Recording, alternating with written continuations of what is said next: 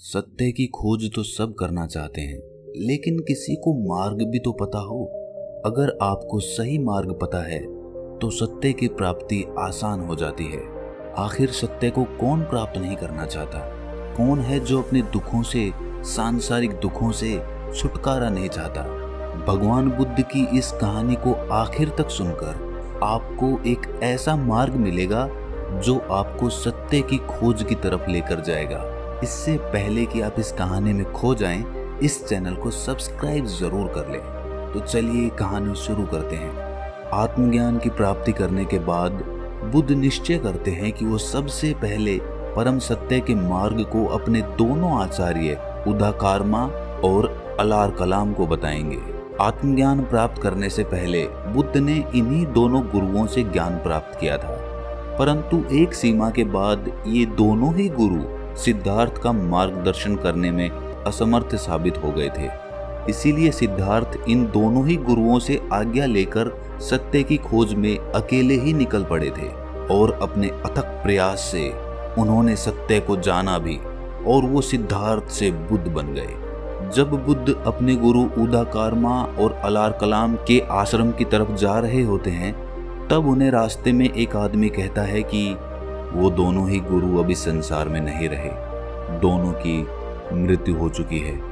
इसीलिए इसके बाद बुद्ध उन 5 सन्यासियों की खोज में निकल जाते हैं जो आत्मज्ञान प्राप्त करने से पहले उनके साथ थे।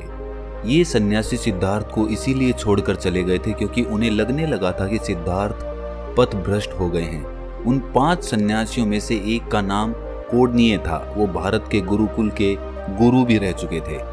यहाँ पर समझने की बात यह है कि सन्यासी सिद्धार्थ को पथ भ्रष्ट क्यों समझने लगे थे। जब हर प्रयास के बाद सिद्धार्थ और उनके साथी सन्यासियों को आत्मज्ञान की प्राप्ति नहीं हो रही थी, तब वो सभी सन्यासी और सिद्धार्थ सबसे कठिन मार्ग को चुनते हैं। वो धीरे धीरे भोजन को कम कर देते हैं। वो सन्यासी तो फिर भी भोजन करते थे, लेकिन सिद्धार्थ अपने भोजन को इतना कम कर देते हैं कि वो अनाज के एक दाने पर पहुंच जाते हैं। सिद्धार्थ हर दिन भोजन में अनाज का केवल एक दाना लेने लगते हैं, जिसके कारण उनका शरीर एक कंकाल की भांति रह जाता है। सिद्धार्थ बेहद रूपवान थे, लेकिन इतने कठिन तप के कारण वो बिल्कुल कुरूप हो गए थे। उनके शरीर की सारी चमड़ी सिकुड़कर हड्डियों से मिल गई थी, लेकिन फिर भी इतनी कठिनाइयों के बाद भी उन्हें आत्मज्ञान की प्राप्ति नहीं हो रही थी। फिर एक दिन ऐसे ही सिद्धार्थ नदी किनारे पानी पीने के लिए जाते हैं और पानी पीते समय वो वहीं पर गिरकर बेहोश हो गए। ये देखकर एक स्त्री दौड़कर उनके पास आती है और उन्हें पानी पिलाती है। उस स्त्री का नाम सुजाता था, जो कि पास के ही एक गांव की रहने वाली थी। पानी पीने के बाद सिद्धार्थ होश में आता है और उनके उठने के बाद सुजाता कहती है कि जब आप आए थे तब कितने ओजस्वी थे, कितने रूपवान थे, लेकिन आप ऐसा क्या खोज रहे हैं जिसके कारण आपकी ये दुर्दशा हो गई है? सिद्धार्थ कहते हैं कि मैं मुक्ति खोज रहा हूँ। सुजाता कहती है कि ये कैसी खोज है जिसके लिए आपने अन्न जल सब त्याग दिया है? जब शरीर ही नहीं बचेगा तो ये मुक्ति मिलेगी किसे? उस स्त्री की बातें सुनकर सिद्धार्थ की आंखें खुल जाती हैं। वो मन ही मन सोचने लगते हैं कि जिस बात को बड़े से बड़ा ज्ञानी नहीं समझा सका, वो बात एक साधारण सी स्त्री ने समझा दी। अपने शरीर को सुखाकर मैंने अपना ही नुकसान किया है, क्योंकि अगर शरीर ही नहीं रहेगा तो सत्य को जानेगा कौन? अगर अब मैं सत्य की खोज करूंगा तो इसी शरीर के साथ करूंगा। सिद्धार्थ उसी समय भोजन करते हैं और सुजाता से कहते हैं कि तुम्हारी बातों में बहुत सत्य है। मैं कठोर तप करके चरम बिंदु तक गया, परंतु मुझे वहां कुछ नहीं मिला। मेरी भ्रांति को मिटाने वाली तुम मेरी प्रथम गुरु हो। जब ये बात सिद्धार्थ के साथी सन्यासियों को पता चली कि सिद्धार्थ ने कठोर तप त्याग दिया है, तब वो सन्यासी उन्हें पथ भ्रष्ट कहते हैं और उन्हें छोड़कर चले जाते हैं। परंतु सिद्धार्थ सत्य की खोज में आगे बढ़ते रहते हैं और कुछ समय बाद उन्हें आत्मज्ञान की प्राप्ति होती है। अब कहानी में वापस आते हैं। बुद्ध अब उन 5 सन्यासियों को खोज रहे थे जो उन्हें पथ भ्रष्ट समझकर छोड़कर चले गए थे। खोजते खोजते बुद्ध को पता चलता है कि वो 5 सन्यासी सारनाथ में हैं। ये पता चलने के बाद बुद्ध सारनाथ की ओर प्रस्थान करते हैं। जब बुद्ध सारनाथ पहुंचते हैं तो वो सन्यासियों के आश्रम की तरफ जाते हैं। जैसे ही बुद्ध उन सन्यासियों के आश्रम के द्वार पर पहुंचते हैं, वो सभी सन्यासी उन्हें आता देख लेते हैं और ये योजना बनाते हैं कि कोई भी बुद्ध का सत्कार नहीं करेगा क्योंकि वो पथभ्रष्ट है। जैसे जैसे बुद्ध आगे बढ़ते हैं, वो 500 सन्यासी बुद्ध की तरफ आकर्षित होने लगते हैं। वो बुद्ध के चरणों में गिरने से खुद को नहीं रोक पाते। वो सन्यासी समझ जाते हैं कि सिद्धार्थ अब सिद्धार्थ नहीं रहे, बुद्ध बन चुके हैं। फिर बुद्ध अपना पहला उपदेश देते हैं। उनका पहला उपदेश ये होता है कि सुख चाहने वाले आदमी को मध्यम मार्ग का आचरण करना चाहिए। उन्हें ना तो सुख की अति में पड़ना चाहिए और ना ही दुख की अति में। संसार में प्रत्येक प्राणी दुखी है, ये सत्य है। जन्म दुख है, जन्मावस्था दुख है, रोग भी दुख है, मरण भी दुख है। बुद्ध कहते हैं कि 4 प्रकार के आर्य सत्य हैं। पहला आर्य सत्य है, संसार में दुख है। जन्म दुखदाई होता है। जब एक माँ अपने बच्चे को जन्म देती है, उस समय उसे ना जाने कितना दर्द सहना पड़ता है, जो असहनीय होता है। वो बच्चा जो माँ के गर्भ में होता है, वो एक जीवन को त्याग कर दूसरे जीवन में कदम रखता है। ये उस बच्चे की पीड़ा है, जिसे वो ना तो जानता है और ना ही समझता है। वो अपने जन्म से पहले का संसार यानी कि माँ की कोख, जिसमें वो पूर्ण रूप से सुरक्षित होता है, उससे छूट रहा होता है। इसके बाद बुढ़ापा दुखदाई होता है। महात्मा बुद्ध कहते हैं कि आदमी कितना भी ज्ञानी या समझदार क्यों ना हो, उसे बुढ़ापे में दुख भोगना ही पड़ता है। शरीर जर्जर हो जाता है और याददाश्त कम हो जाती है, और जिसका जीवन बीत रहा है उसे एक दिन इस स्थिति से गुजरना ही पड़ेगा। बुद्ध कहते हैं कि बीमारी भी दुखदाई होती है। मनुष्य को अपने जीवन में बीमारी के दुख को झेलना ही पड़ता है। ये ऐसा दुख है जिसे मनुष्य को अपने शरीर में सहना ही होता है, और बुढ़ापे में तो वैसे भी बीमारी हो ही जाती है। शरीर कमजोर हो जाता है, कई बीमारियों के दुख को शरीर झेलता है। मृत्यु दुखदाई होती है। बुद्ध कहते हैं कि जिसने इस धरती पर जन्म लिया है, उसकी मृत्यु जरूर होगी। मृत्यु का दुख बेहद ही दुखदाई होता है। युवावस्था में मृत्यु का भय कम होता है और बुढ़ापे में इसका भय सबसे ज्यादा होता है। ये ठीक ऐसा ही होता है जब एक बच्चा माँ की कोख को छोड़कर इस दुनिया में आता है। इस दुनिया में उसका एक नया जीवन चक्र चलता है, लेकिन माँ के गर्भ में उसे जो जीवन चक्र मिल रहा था, उसकी मृत्यु हो जाती है। दूसरा आर्य सत्य है दुख का कारण। बुद्ध कहते हैं जीवन में जो भी दुख है, उस हर दुख के पीछे कुछ कारण होते हैं। रोना, चिल्लाना, वेदना, चित्त की उदासीनता, निराशा, ये सब दुख देते हैं, लेकिन इन सब के पीछे कोई ना कोई कारण जरूर होता है।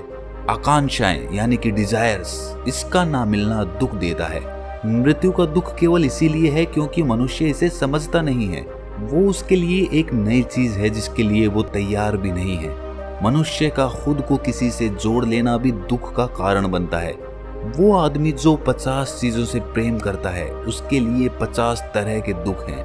भोग की कामना, दुनिया में रहने की कामना आदि भी अंत में दुखदाई होते हैं। तीसरा आर्य सत्य है दुख का निवारण। बुद्ध कहते हैं कि यदि दुख है तो इसका निवारण भी जरूर होगा। यदि हम दुख का कारण समझ जाएं तो इसका हल भी हमें मिल जाता है। लेकिन किसी भी दुख की क्षमता को हमेशा हमें समझना चाहिए। जब दुख आए, हमें उसे रोक कर देखना चाहिए कि यदि दुख है तो किस कारण से है। यदि हम उसका कारण समझ पाते हैं तो उसका निवारण भी हमें मिल जाता है। यदि हम किसी से प्रेम करते हैं और उस प्रेम के कारण दुखी हैं, तो अवश्य उसमें हमारा कोई लोभ छुपा होगा। हम किसी से कोई कामना करते हैं और जब वो पूरी नहीं होती, तब हमें दुख होता है। वास्तविक सुख तब तक नहीं मिल सकता जब तक आदमी कामना से आजाद ना हो जाए, अर्थात वो अपने सब काम कामना रहित होकर करे।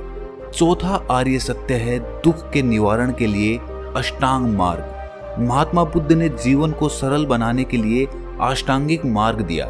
इस मार्ग पर चलने वाले आदमी को जीवन में किसी तरह के दुख का अनुभव नहीं होता। इसका मतलब ये नहीं कि उन्हें दुख नहीं मिलता, दुख मिलता है, लेकिन इस मार्ग पर चलने के कारण वो उसे आसानी से समझ पाते हैं और उसका निवारण भी कर पाते हैं। ये अष्टांग मार्ग है जो इस प्रकार है। सम्यक दृष्टि, इसका अर्थ है कि आपके देखने की क्षमता ठीक हो।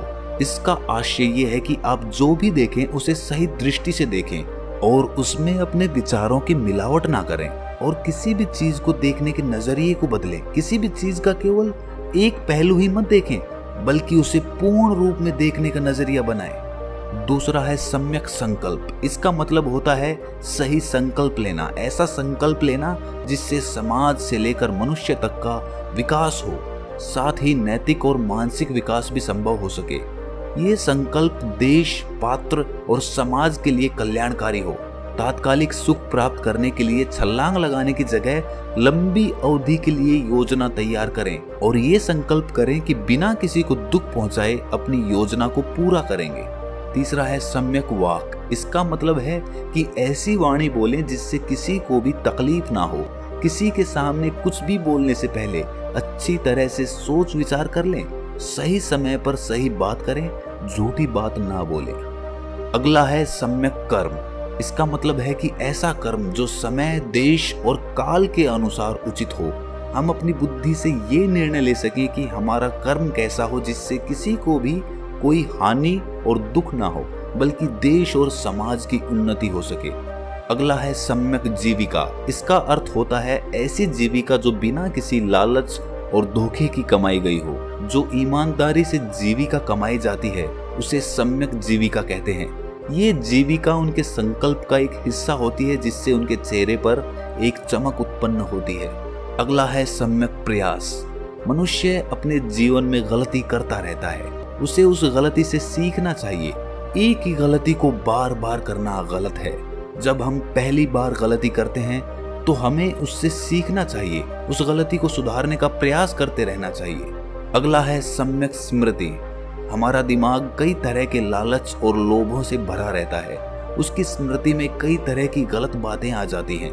बुद्ध कहते हैं अपनी स्मृति को साफ करो, अपने विचारों को अच्छा करो ताकि तुम्हारी स्मृति भी साफ तैयार हो और उसमें किसी भी तरह का मैल या गंदगी ना हो, जिससे आदमी सभी चीजों को साफ और स्पष्ट देख सके ताकि उस पर उसके गलत विचारों का कोई प्रभाव ना पड़े।